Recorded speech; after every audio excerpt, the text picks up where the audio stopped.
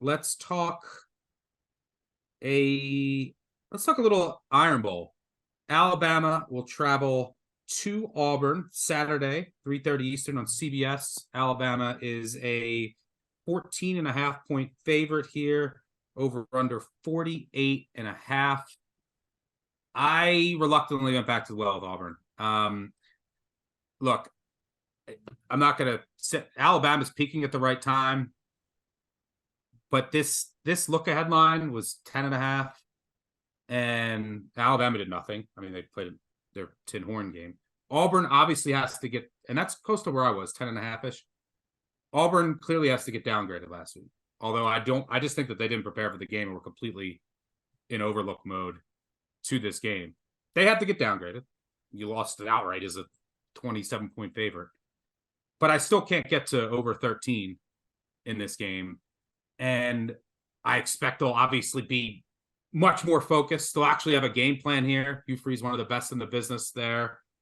They were catching the same number against Georgia, and I bet them. And they covered with ease. And now you're catching the same number against Alabama. Alabama is getting up there in the power rankings, so they're not Georgia yet.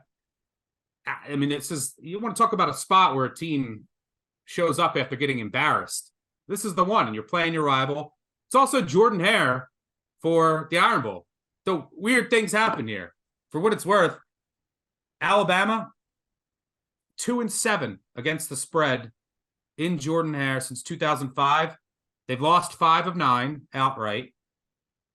And then 2 of their wins came by 2 and 5 as double-digit favorites. Also, you have Hugh Freeze, who's 28-14 against the spread as an underdog, covering by 7 points per game. 4-1 against the spread against Nick Saban in Alabama. Since 2005, Hugh Freeze, 6th most profitable coach out of 551 Interaction Labs database when catching points. This is just catch the falling knife.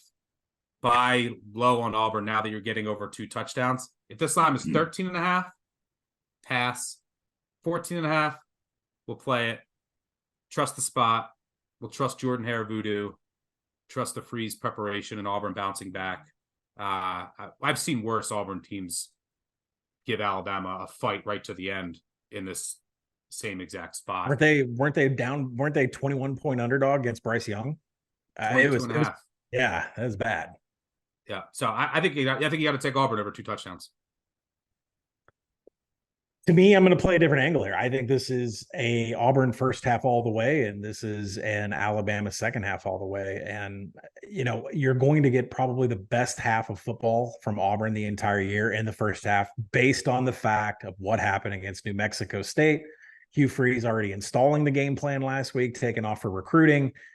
I think you're just going to get You'll get the kitchen sink too, like any trick play that they have, the best game plan. And we talked about this before. How Kiffin says Freeze is the best game planner, adjuster. Yep. So you're going to get, I assume, an amazing script here.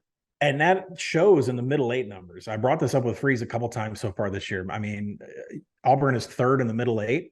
That's the last 4 minutes of the second quarter. That's the first 4 minutes of the third quarter.